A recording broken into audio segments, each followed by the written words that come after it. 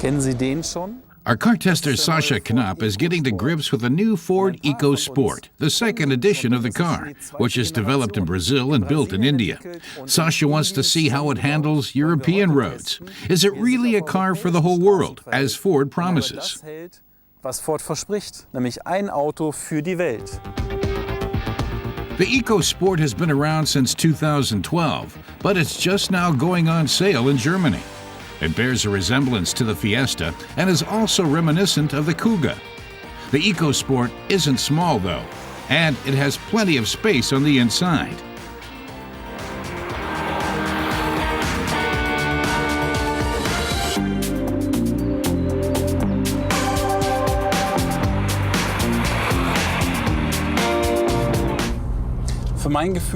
Sasha feels the seat is too soft, and he isn't totally happy with the steering wheel either.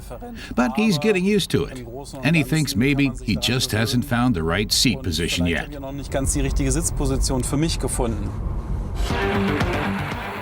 We're testing the 1.5-liter Duratec TDCi engine, a diesel that puts out 66 kilowatts of power and consumes 4.6 liters of fuel over 100 kilometers. It has a top speed of 160 kilometers per hour and costs just over 21,000 euros in Germany.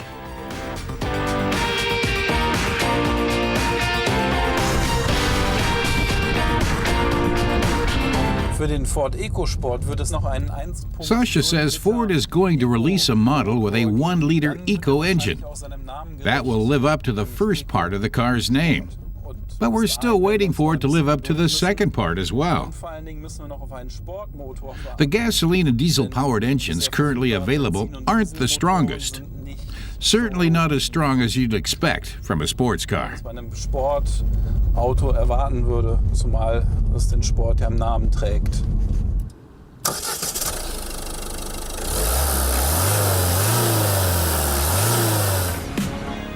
In truth, the car's more about transport than sport. With its wide grille, it cuts an impressive figure, and the spare wheel on the back gives it a real off-roader look. The interior looks modern, but contains a lot of plastic.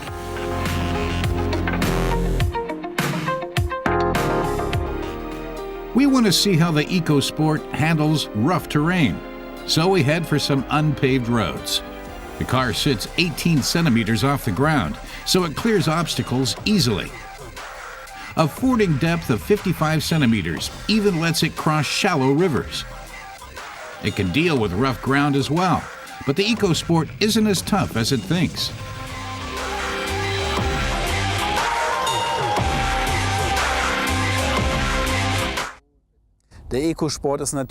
Sasha says even though it's an off-roader, the EcoSport is more at home on the asphalt. It can handle fields and forest tracks, but if you take it out on less forgiving terrain, it doesn't perform as well. That's partly because there's no all-wheel drive model.